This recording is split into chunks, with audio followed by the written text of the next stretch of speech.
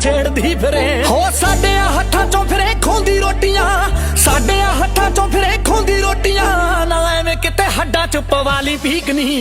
आओ दिल्लीए पंजाब नाल पंगे ठीक नहीं, रहनिए कराउंदी एवें दंगे ठीक नहीं।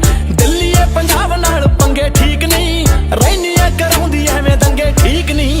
ਮੋਦੀ ਸਰਕਾਰ ਸਾਡੀਆਂ ਜ਼ਮੀਨਾਂ ਤੇ ਕਬਜ਼ੇ ਕਰਨ ਨੂੰ ਫਿਰਦੀ ਹੈਗੀ, ਤੋਂ ਅਸੀਂ ਜਿੱਥੇ ਤੱਕ ਵੀ ਹੋਇਆ ਅਸੀਂ ਉਸ ਸੰਘਰਸ਼ ਨੂੰ ਨਾਲ ਚੱਲਾਂਗੇ। ਸਾਡੇ ਬਜ਼ੁਰਗਾਂ ਦੇ ਤੇ ਇਹ ਕਾਲੇ ਕਾਨੂੰਨਾਂ ਨੂੰ ਰੱਦ ਕਰਾ ਕੇ ਪਿੰਡ ਜਾਵਾਂਗੇ।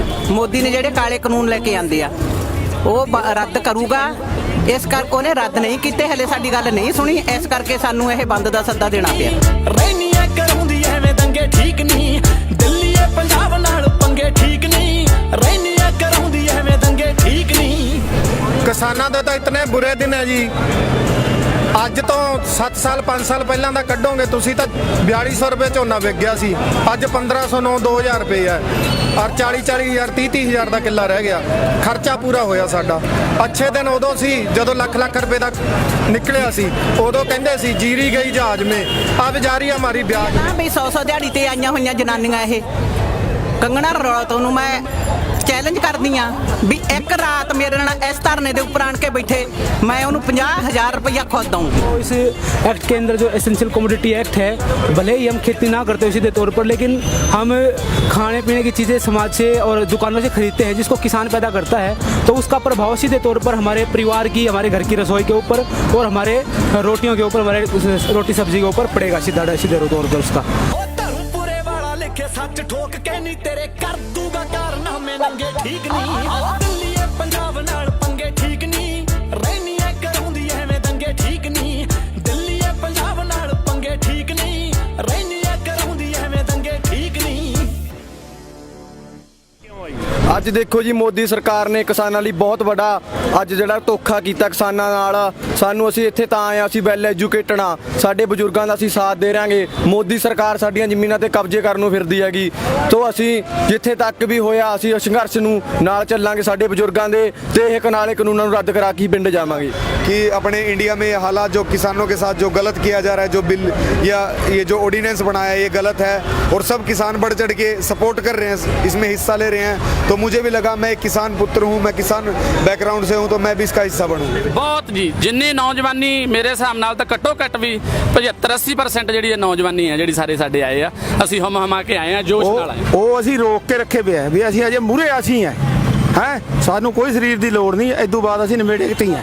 ਨੌਜਵਾਨਾਂ ਨੂੰ ਮਤਲਬ ਸਰਕਾਰ ਨੇ ਕੋਈ ਕਸਰ ਨਹੀਂ ਛੱਡੀ ਬਦਨਾਮ ਕਰਨ ਦੀ। ਕੋਈ ਕਦੇ ਤਾਂ ਕਹਿੰਦੇ ਨੇ ਇਹ ਨਸ਼ੇੜੀ ਨਾ, ਕਦੇ ਕੋਈ ਤੂੰ ਤਲਾਉਂਦੇ ਨੇ, ਕਦੇ ਕੋਈ ਤੂੰ ਤਲਾਉਂਦੇ ਨੇ, ਪਰ ਸਾਡਾ ਪੰਜਾਬ ਦਾ ਨੌਜਵਾਨ ਪਹਿਲੇ ਨੰਬਰ ਤੇ ਹੈ। ਅਸੀਂ ਨਿੰਦੇ ਕਿਸੇ ਨੂੰ ਵੀ ਨਹੀਂ, ਚਾਹੇ ਉਹ ਹਰਿਆਣੇ ਦੇ ਹੋਣ, ਚਾਹੇ ਉਹ ਗੁਜਰਾਤ ਦੇ ਹੋਣ, ਬਿਹਾਰ ਦੇ ਹੋਣ, ਤੇ ਪਰ ਸਾਡਾ ਜਿਹੜਾ ਨੌਜਵਾਨ ਹੈ ਇਹ ਪਿੱਛੇ ਹਟਣ ਵਾਲਾ ਨਹੀਂ। ਇਹ ਬਹੁਤ ਘਟੀਆ ਇਨਸਾਨ ਹੈ। ਅਬਾਨੀ, ਡਾਨੀ, ਟਾਟਾ ਇਹਨਾਂ ਲੋਕਾਂ ਨੂੰ ਬਲੈਕਮੇਲ ਕਰਕੇ ਵੋਟਾਂ ਲੈਂਦੇ ਨੇ, ਉਸ ਤੋਂ ਬਾਅਦ ਲੋਕਾਂ ਤੇ ਇਹ ਲਾਠੀ ਚਾਰਜ ਕਰਦੇ ਨੇ, ਲੋਕਾਂ ਨਾਲ ਦਗਾ ਕਮਾਉਂਦੇ ਨੇ। ਅਸੀਂ ਉਨਾ ਚਿਰ ਨਹੀਂ ਜਾਂਦੇ ਜਿੰਨਾ ਚਿਰ ਕਾਨੂੰਨ ਜਮਾ ਬਿਲਕੁਲ ਰੱਦ ਨਹੀਂ ਕਰਦੇ, ਕਿਉਂਕਿ ਅਸੀਂ ਆਪਦਾ ਪ੍ਰਬੰਧ ਰਾਸ਼ਨ ਪਾਣੀ ਸਾਰਾ ਕੁਝ ਲੈ ਕੇ ਆਏ ਆ, लगातार अनिश्चित समय ले रहेंगे। अच्छा, 20 तारीख को जब किसान संगठनों की कॉल थी, उसी दिन से हमने किसानों के इस धरने में शामिल हुए। हमको रोहद टोल जो इसके यहाँ से पहला बैरिकेड था वहाँ से उठा लिया गया, गिरफ्तार किया गया, और उसके बाद शाम को हमें छोड़ा गया। तो उसके बाद अगले दिन सुबह हम फिर पता चला कि पीछे से किसानों की जत्थेबंदी आ रही है। हम उस जत्थेबंदी में शामिल हुए और उस बैरिकेड को तोड़ते हुए हम यहाँ पहुँचे, और सुबह आकर इस टिकरी बॉर्डर का एक बैरिकेड का पहला बैरिकेड भी हमने तोड़ा। उसके बाद किसानों की सामूहिक वार्ता के बाद हमने यहाँ ही बैठने का फैसला लिया, और उस दिन से हम यहीं हैं। ਤੁਸੀਂ ਅੱਜ ਲਾ ਲਓ ਪੰਜਾਬ, ਇੱਥੇ ਇੱਕ ਪੰਜਾਬ ਬਣਿਆ ਖੜਿਆ ਏ ਦਿੱਲੀ ਦੇ ਜਿਹੜਾ ਇਹ ਬਾਰਡਰ ਆਪਣਾ ਬਹਾਦਰਗੜ੍ਹ ਲਾ ਲਓ, ਜਿਹੜਾ ਬਾਰਡਰ ਤੇ ਇੱਥੇ ਪੰਜਾਬ ਬਣਿਆ ਖੜਿਆ। ਕੀ ਲੋੜ ਪੈ ਗਈ ਸੀ ਪੰਜਾਬ ਦੇ ਲੋਕਾਂ ਨੂੰ ਇੱਥੇ ਆਉਣ ਦੀ? ਆਪਣੇ ਟਰੈਕਟਰ ਟੈਲੀ ਨਾਲ ਤੇਲ ਫੂਕ ਕੇ ਉਹ ਖੜੇ ਹੋ ਨਹੀਂ, ਆਪਣੇ ਵਾਅਦਾ ਨਹੀਂ ਪੂਰਾ ਕੀਤਾ ਉਹਨਾਂ ਨੇ। ਤੁਸੀਂ 500 ਰੁਪਇਆ ਆਪਣੇ ਖਾਤੇ 'ਚ ਪਾ ਦਿਓ, ਉਹਨਾਂ ਨੂੰ 500 ਨਾਲ ਦੱਸੋ ਕੀ ਬਣਦਾ ਅੱਜ ਕੱਲ੍ਹ, ਠੀਕ ਹੈ ਕਿ ਨਹੀਂ? ਉਹ ਆਪਣਾ ਵਾਅਦੇ ਨਾਲ ਕਦੇ ਖਰੇ ਨਹੀਂ ਉਤਰੇ। ਉਹ ਕਹਿੰਦੇ ਪਹਿਲਾਂ ਉਹ ਆਪਣੇ ਜਦੋਂ ਆਏ ਸੀਗੇ ਕਹਿੰਦੇ 15 ਲੱਖ ਇੱਕ ਜਿਹੜਾ ਹਿੰਦੁਸਤਾਨੀ ਆ ਉਹਦੇ ਖਾਤੇ ਵਿੱਚ ਪਾਵਾਂਗੇ, ਉਹ ਵਾਅਦਾ ਨਹੀਂ ਪੂਰਾ ਕੀਤਾ। ਉਦੋਂ ਬਾਅਦ ਆਪਣਾ ਇਹ GST ਕੀਤਾ, ਉਦੋਂ ਦੇਸ਼ ਦਾ ਬੇੜਾ ਕਰ ਦਿੱਤਾ। ਨੋਟਬੰਦੀ ਕੀਤੀ, ਉਦੋਂ ਭੱਠਾ ਪਟਾ ਦਿੱਤਾ। ਇਹ ਤੀਜਾ ਜਿਹੜਾ ਇਹਨਾਂ ਸਵਾਮੀਨਾਥਨ ਲਾਗੂ ਨਹੀਂ ਕੀਤਾ, ਔਰ ਉੱਤੋਂ MSP ਹਟਾ ਦਿੱਤੀ ਇਹਨਾਂ ਨੇ। ਮੈਂ ਇੱਥੇ ਪਹੁੰਚਿਆ ਜੀ ਸਾਡੇ ਬਜ਼ੁਰਗਾਂ ਲਈ। ਮੇਰੇ ਪਿਓ ਦਾਦੇ ਜਿਹੜੇ ਜੀ ਇਹ ਹੱਕ ਦੀ ਲੜਾਈ ਲੜ ਰਹੇ ਆ, ਆਪਦੇ ਹੱਕਾਂ ਲਈ ਲੜ ਲਏ, ਤੇ ਮੈਂ ਉਹਨਾਂ ਲਈ ਆਇਆ ਇੱਥੇ, ਤੇ ਅਸੀਂ ਅੱਗੇ ਵੀ ਲੜਦੇ ਰਵਾਂਗੇ।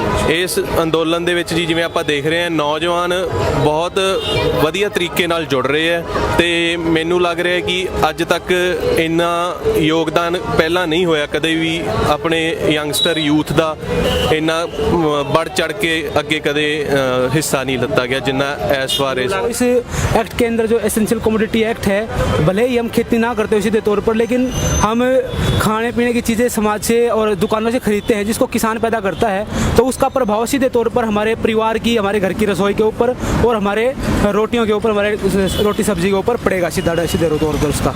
ਇਹ ਜੀ ਜਿਹਦੇ ਕੋਲ ਇੱਕ ਕਨਾਲ ਹੈ ਉਹਨੂੰ ਵੀ ਮਾਰੂਗੀ, ਜਿਹਦੇ ਕੋਲ 500 ਕਿੱਲੇ ਉਹਨੂੰ ਵੀ ਮਾਰੂਗੀ। ਇਹਨੇ ਇਫੈਕਟ ਕਰਨਾ ਹੈ ਆਪਦੀ ਕੁਆਂਟੀਟੀ ਤੇ, ਜਿਹੜਾ ਵੱਡਾ ਉਹ ਜ਼ਿਆਦਾ ਚ ਮਰੂਗਾ, ਜਿਹੜਾ ਛੋਟਾ ਉਹ ਛੋਟੇ ਚ ਮਰੂਗਾ। ਹਰਿਆਣਾ ਸਰਕਾਰ ਨੇ ਦੇਖੋ ਜੀ ਅਸੀਂ 9 ਨਾਕੇ ਭੰਨ ਕੇ ਆਏ ਹਾਂ।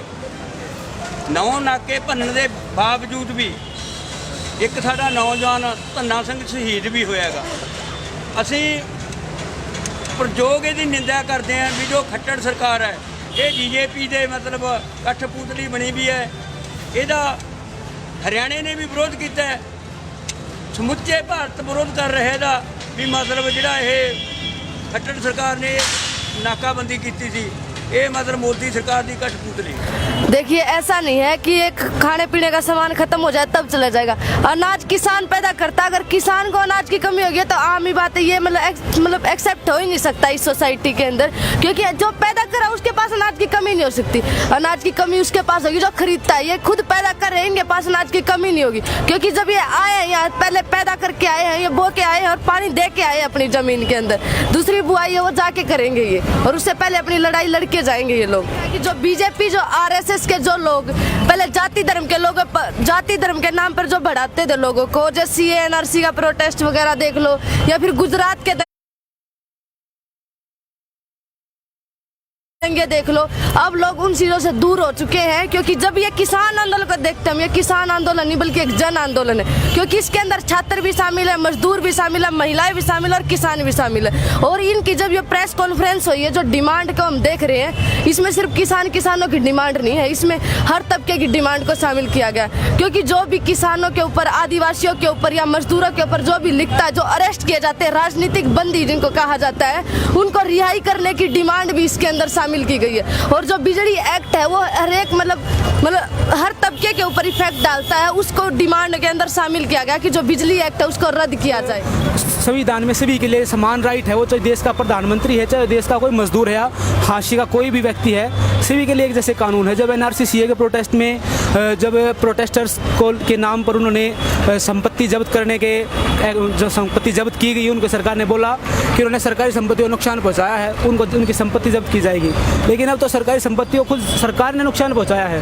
उन्होंने सड़कें खोदी हैं, टीयर गैस फेंकी लोगों के ऊपर, इतना नुकसान किया है, तो उसका हर्जाना कौन भरेगा, ये हमारा सवाल है। और पुलिस, फौज, आर्मी हमेशा से ही पुलिस जो सत्ता है, सरकार है, उसकी दलाली करती है और उसी के नक्शे कदम पर, उसी की बातों के अनुसार चलती हैं। आम जनता के खिलाफ ही हमेशा वो रही हैं। मेरे से एक बात ही बता दे, कोई नेता बैठ के, इतने नेता है, अगर आपने सब्सिडी 100 रुपया डालनी है तो हमारे आधार कार्ड भी लोगे, पैन कार्ड भी लोगे और हर एक तरह का प्रूफ, खाता नंबर भी लोगे।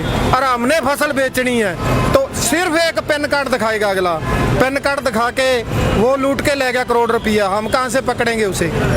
और उसका नितारा कौन करेगा? एसडीएम हमारी नहीं सुनेगा गरीब की, जिसने 4 लाख रुपए में फसल दी है, वो करोड़पति की सुनेगा, क्योंकि वहाँ से कुछ ना कुछ मिलने वाला है। इन 3 काले कानूनों को लेकर आज सर्दी में मतलब रात को न ठंड में भी मतलब जो है सड़कों पर बैठा है अपनी मांग मनवाने के लिए, लेकिन मोदी सरकार बिल्कुल बेशर्म हो चुकी है, किसानों की तरफ कोई उसका ध्यान नहीं है। किसान के पास जमीन नहीं बचेगी, खेत नहीं बचेगा तो ये रोटी कहाँ से खाएंगे? हरियाणा सरकार ने बहुत पाबंदियां लाइया सी, ਜਿਹੜਾ ਅਸੀਂ ਇੱਧਰੋਂ ਰੋਹਤਕ ਤੋਂ ਆਏ ਆ ਭਾਦਰਗੜ੍ਹ ਨੂੰ, ਉਹਦੇ ਕਹਿੰਦੇ ਟਿੱਪਰ ਭਰ ਕੇ ਮਿੱਟੀ ਲਾਹਦੀ ਸੀਗੀ, ਪਰ ਅਸੀਂ ਸਭ ਤੋਂ ਮੂਹਰੇ ਸੀਗੇ, ਕਈਆਂ ਨਾਲ ਪੱਧਰ ਕਰਕੇ ਤੇ ਟਰੈਕਟਰ ਕਿੱਥੇ ਖੜਦੇ ਮਿੱਟੀਆਂ ਦੇ ਵਿੱਚੋਂ। ਇਹਨੇ ਬਹੁਤ ਧੱਕੇ ਕੀਤੇ ਸਾਡੇ ਨਾਲ, ਸਾਡੇ ਪਾਣੀ ਦੀਆਂ ਵਿਛਾੜਾਂ ਵੀ ਮਾਰੀਆਂ, ਡੰਡੇ ਵੀ ਮਾਰੇ ਆ। ਬੀਜੇਪੀ ਲਈ ਬਹੁਤ ਮਾੜੇ ਦਿਨ ਆ ਗਏ, ਸ਼ੁਰੂਆਤ ਹੋਈ ਆ ਹਰਿਆਣੇ ਤੋਂ ਤੇ ਗਾਂ ਹੁਣ ਦਿੱਲੀ ਅਸੀਂ ਆ ਗਏ ਮੋਦੀ ਕੋਲੇ, ਮਲਾਦੀ ਦੀ ਮੋਦੀ ਵੀ ਮੜੇ ਆ। ਮੋਦੀ ਸਾਨੂੰ ਭੁੱਖੇ ਮਾਰ ਕੇ ਅਸੀਂ ਚਾਪ ਤਾਂ ਬੈਠਾ ਹੈ, ਪਰ ਇਹ ਜਿਹੜੇ ਕਾਨੂੰਨ ਆ ਪਰ ਇਹ ਅਸੀਂ ਰੱਦ ਕਰਾਏ ਬਿਨਾਂ ਅਸੀਂ ਇੱਥੋਂ ਹਿੱਲਣਾ ਨਹੀਂ ਆ। ਜਿਹੜਾ ਅਸੀਂ ਇਹ ਬੈਠੇ ਇੱਥੇ ਪੱਕੇ ਮੋਰਚੇ ਲੱਗੇ ਆ, ਜੱਟ ਸਿੱਖ ਸਾਰੇ ਸਾਡੇ ਭਰਾ ਹੋਰ ਵੀ ਸਾਡੇ ਨਾਲ ਜਿਹੜੀਆਂ ਯੂਨੀਅਨਾਂ ਆਈਆਂ ਸਾਡਾ ਇਹੀ ਇੱਥੇ ਟੀਚਾ ਇਹੀ ਆ ਸਾਡਾ ਮੇਨ ਕਿ ਅਸੀਂ ਇੱਥੇ ਇਹ ਜਿਹੜੇ ਕਾਨੂੰਨ ਆ ਕਾਲੇ ਕਾਨੂੰਨ ਆ ਸਾਡੇ ਭਾਦਾ ਤਾਂ ਇਹ ਅਸੀਂ ਰੱਦ ਕਰਾ ਕੇ ਮੁੜਨਾ ਹੈ। भाई 2 महीने तक तो लोगों को जागृत करते रहे हैं भी भाई चलो अपनी जमीन खोने ने 2 महीने तो बाद 2.5 महीने असी धरने से रेलवे ट्रैक से रिलायंस पंप टूल प्लाजे सारे असी रोके हुए हैं हम भी वापस साढ़े मगर बंदे बैठे ने सारे के कब्जे कोई नहीं बंद ने सारे उस तो बाद असी हुण मोदी का ख्याल ये सी भी ये इतने रौला पाई जाने किहड़ियां ट्रालियां लैके जाणगे दिल्ली हुण पता लग्या उन्होंने भी जो दिल्ली च ट्रालियां बहुत ज़्यादा आ रही ने फिर पता लग्या हुण भाई असी जो 3 काले कानून ने वापस करवा के रद्द करा के जावांगे। इस किसान आंदोलन के अंदर जब से पहले पंजाब के लोग आ रहे थे इसमें, अब हरियाणा के लोगों ने जब से शुरू किया है तो ये मेरी गोयत खाप है। जैसे मेरा सरनेम गोयत है तो जितने भी गोयत हैं हरियाणा में, जितने भी गोयतों के गांव में सब एक जगह इकट्ठे हुए हैं। तो जैसे जत्था बोलते हैं, खाप बोलते हैं, तो वो लोग इकट्ठे हुए हैं और यहाँ पे किसान आंदोलन को सपोर्ट करने के लिए आए हैं। वाह जी वाह, ये तो बहुत ही बढ़िया। उनको राजस्थान का किसान नहीं दिखता, यूपी का नहीं दिखता, पंजाब का ही क्यों दिखता है? अब मैं हरियाणा का हूँ, मेरे को वोट लगाना पड़ा इस खट्टर सरकार के राज में कि मैं हरियाणा का हूँ। ये इन्होंने कर दी क्योंकि बांटना जानते हैं, बांटो और राज करो। किसी को मुसलमान बना दिया, किसी को हिंदू बना दिया, किसी को सिख बना दिया, किसी को आतंकवादी बना दिया। भारत बंद का जो नारा दिया है, जो भारत बंद करना चाहते हैं किसान, वो बिल्कुल सही किया है ताकि जो किसानों की आवाज़ है सरकार तक पहुंच सके, मोदी सरकार तक पहुंच सके। ਜਿਹੜੇ ਜੀ ਇਹ ਮੋਦੀ ਨੇ ਕਾਲੇ ਕਾਨੂੰਨ ਪਾਸ ਕੀਤੇ ਆ ਉਹ ਰੱਦ ਕਰੇ, ਉਹਨਾਂ ਚਿਰ ਅਸੀਂ ਐਵੇਂ ਧਰਨੇ ਲਾਵਾਂਗੇ, ਐਵੇਂ ਪੰਜਾਬ ਜਿੰਨਾ ਵੱਧ ਤੋਂ ਵੱਧ ਸਾਡੇ ਤੋਂ ਪ੍ਰੈਸ਼ਰ ਪਾਇਆ ਗਿਆ ਅਸੀਂ ਪ੍ਰੈਸ਼ਰ ਪਾਵਾਂਗੇ ਉਹ ਕਾਲੇ ਕਾਨੂੰਨ ਵਾਪਸ ਲਵੇ। ਇਹ ਨੌਬਤ ਆਏ ਜੀ ਸਾਨੂੰ ਨਾ 3 ਮਹੀਨੇ ਹੋ ਗਏ ਪਹਿਲਾਂ ਤਾਂ ਧਰਨੇ ਤੇ ਬੈਠਿਆਂ ਨੂੰ, ਪ੍ਰੋਟੈਸਟ ਕਰਦਿਆਂ ਨੂੰ, ਪਰ ਇਹ ਮੋਦੀ ਸਰਕਾਰ ਵੱਲੋਂ ਕਿਸੇ ਵੀ ਤਰ੍ਹਾਂ ਦੀ ਕੋਈ ਵੀ ਸਾਡੀ ਗੱਲ ਨਹੀਂ ਸੁਣੀ ਜਾਂਦੀ।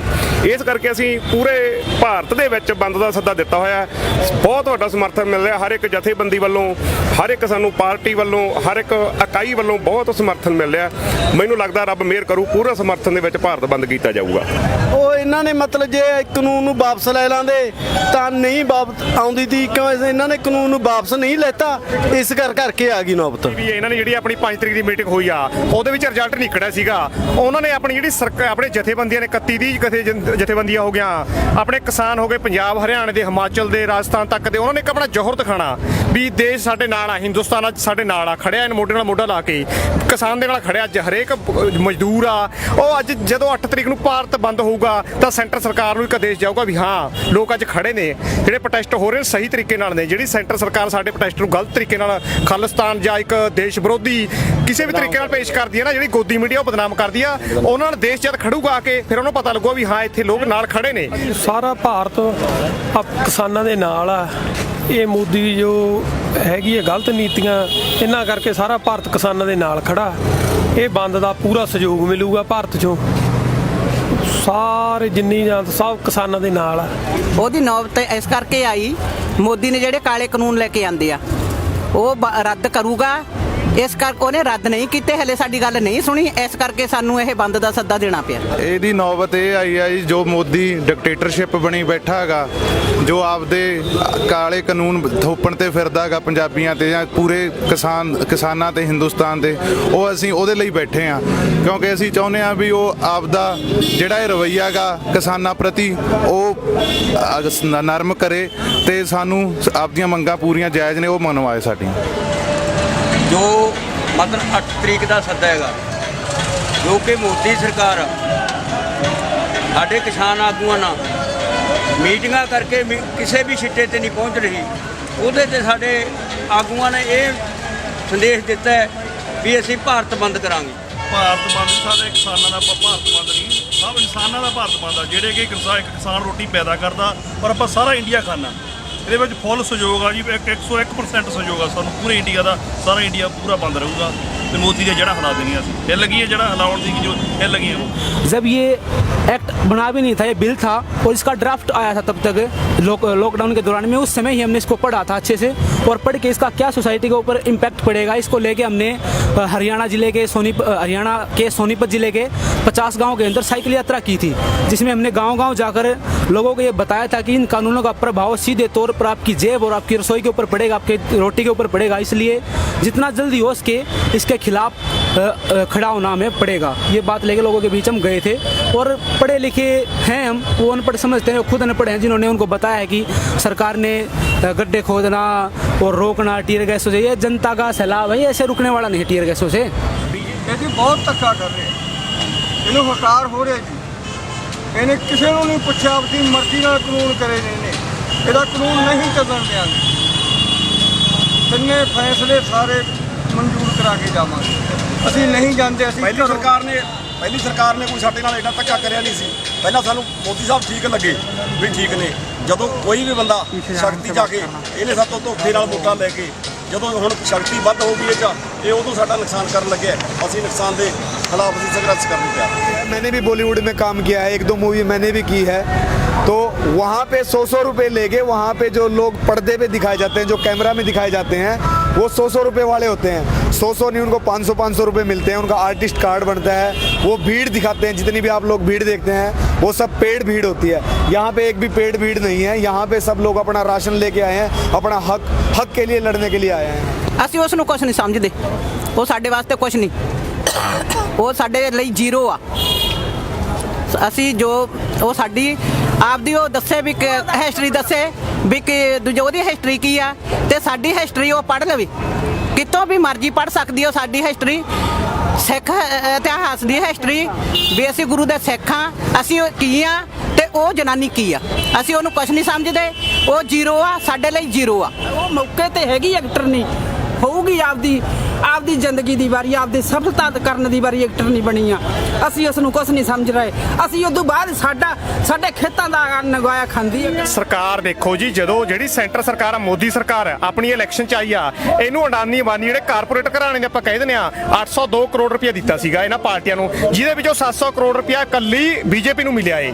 ਜੇ ਹੁਣ ਤੁਸੀਂ ਕਹਿ ਦੋ ਵੀ ਸਰਕਾਰ ਬੀਜੇਪੀ ਹੈ, ਬੀਜੇਪੀ ਦੀ ਨਹੀਂ, ਇਹ ਸਰਕਾਰ ਅਡਾਨੀ ਅਬਾਨੀ ਚਲਾ ਰਹੇ, ਕਾਰਪੋਰੇਟਰ ਚਲਾ ਰਹੇ ਨੇ, ਉਹ ਸਿਰਫ ਇੱਕ ਮੂੰਹ ਹੈ ਬੀਜੇਪੀ ਦਾ। ਲਾ ਲਓ ਜਿਹੜੇ ਉਹ ਕਹਿੰਦੇ ਨੇ ਫੈਸਲੇ ਕਰਨੇ ਨੇ, ਉਹ ਕਾਰਪੋਰੇਟਰ ਕਰ ਰਹੇ ਨੇ, ਕਿਉਂਕਿ ਉਹਨਾਂ ਨੇ ਜਿਹੜਾ ਇਹ ਆਪਾਂ ਨੂੰ ਲਾ ਲਓ ਲਾਕਡਾਊਨ ਚ ਉਹਨਾਂ ਨੇ ਦੇਖਿਆ ਵੀ ਆਪਾਂ ਨੂੰ ਨਾ ਵਾਸ਼ਿੰਗ ਮਸ਼ੀਨਾਂ ਹੋਰ ਸਮਾਨ ਵੀ ਨਾ ਸਰ ਜੂਗਾ, ਕੱਪੜੇ ਮਤਲਬ ਸਾਰੀ ਚੀਜ਼ ਵੀ ਨਾ ਸਰ ਜੂਗਾ, ਪਰ ਇੱਕ ਖਾਣ ਵਾਸਤੇ ਜਿਹੜਾ ਆਪਣਾ ਅਨਾਜ ਆ ਨਾ ਉਹਦੇ ਵੀ ਨਹੀਂ ਸਰਨਾ। ਉਹਨਾਂ ਦੀ ਨਿਗਾਹ ਇਸ ਧਰਤੀ ਤੇ ਪੈ ਗਈ ਪੰਜਾਬ ਦੀ ਤੇ ਵੀ ਇਹ ਆਪਣੀ ਧਰਤੀ ਆਪਣੇ ਅੰਡਰ ਕਰੀਏ, ਇੱਥੇ ਜਿਹੜਾ ਕਣਕ ਅਨਾਜ ਹੁੰਦਾ ਫਿਰ ਇਹ ਲੋਕਾਂ ਨੂੰ ਆਪਾਂ ਮਤਲਬ ਉਹ ਬਣਾਵਾਂਗੇ। ਮੋਦੀ ਸਰਕਾਰ ਨੇ ਪੂਰਾ ਜ਼ੋਰ ਲਾ ਲਿਆ ਵੀ ਕਿਸਾਨ ਨੂੰ ਕਿਵੇਂ ਮਾਰੀਏ।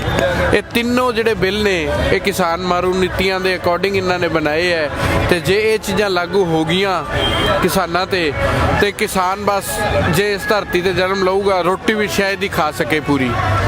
ਇਹ ਅਡਾਨੀਆਂ ਤੇ ਅੰਬਾਨੀਆਂ ਦੀ ਮਦਦ ਕਰ ਰਿਹਾ, ਜੇ ਉਹ ਕੀ ਇਹਨਾਂ ਦੀ ਪਾਰਟੀ ਨੂੰ ਪਿੱਛੋਂ ਫੰਡਿੰਗ ਕਰ ਰਹੇ ਹੈ, ਤੇ ਇਹਦੀ ਅਸੀਂ ਜਦੋਂ तक विरोध कराएंगे, ਜਦੋਂ तक ये वापस नहीं लूँगा। मोदी सरकार को पता ही नहीं है क्या खेत होता है, क्या ज़मीन होती है। उन्होंने अंबानी अडानी को उठा के दे दी है ज़मीन। उन्होंने क्या पता ज़मीन में क्या करते हैं किसान, क्या नहीं करते। किसानों की चीज़ है, किसान अपने आप करेंगे जो कुछ करेंगे।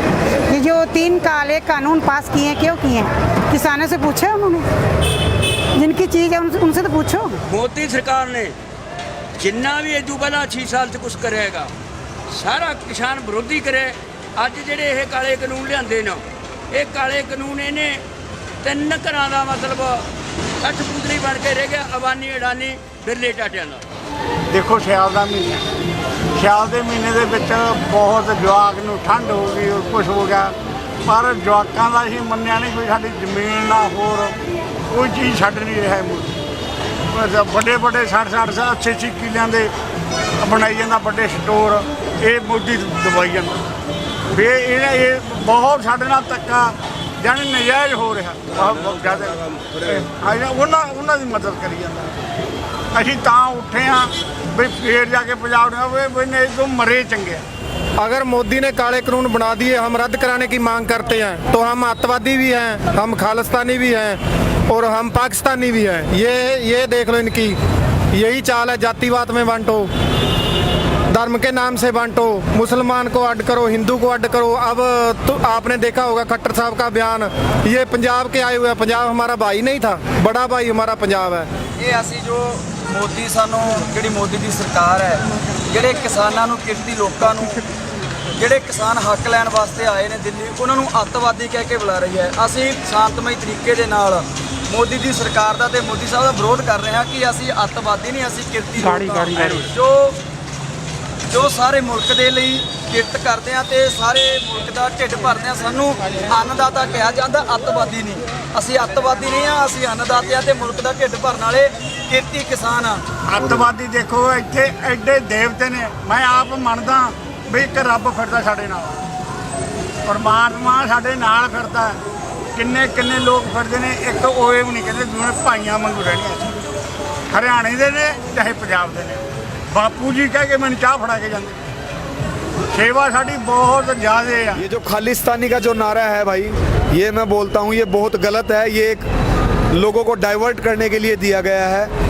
इस चीज़ के बारे में जब मैं यूएसए में था जब भी बोलने लगे थे, क्योंकि कुछ मुस्लिम लोग हैं जो अपने हिंदू और सिखों को रोटी खिला रहे थे जब ये लोग पंजाब से चल के आ रहे थे। तो इसमें गलत क्या है? भाईचारा दिखाओ ना आप लोग। अगर मुस्लिम हिंदू या सिख को रोटी खिला रहे तो भाईचारा दिखाओ। हर टाइम हिंदू मुस्लिम को लड़ा क्यों रहे हो? जब हमारे कावड़ लेकर आते हैं, जब हरिद्वार से, जब यूपी के रास्ते से जब हिंदू लोग निकल के आते हैं तो उनको भी मुस्लिम रोटी खिलाते हैं, चाय पानी करते हैं, वो सेवा होती है। तो मुस्लिम सेवा कर रहे हैं तो आप लोगों ने उसको धर्म का नारा दे दिया, खालिस्तान का नारा दे दिया, ये गलत है। इसी तरह से जब हरियाणा के लोग यहाँ पे आने लगे तो बोल रहे हैं कि सिर्फ जाट आ रहे हैं, तो जातिवाद दिखा रहे हैं। तो इस सरकार का सिर्फ और सिर्फ मैं ये मानूंगा ये काम है, या तो धर्म में डाइवर्ट कर दो लोगों का दिमाग या जाति में डाइवर्ट कर दो। लेकिन ये हिंदू मुस्लिम सिख ईसाई सब किसानों का है, ये भाईचारा है, ये भाईचारा आंदोलन भी है।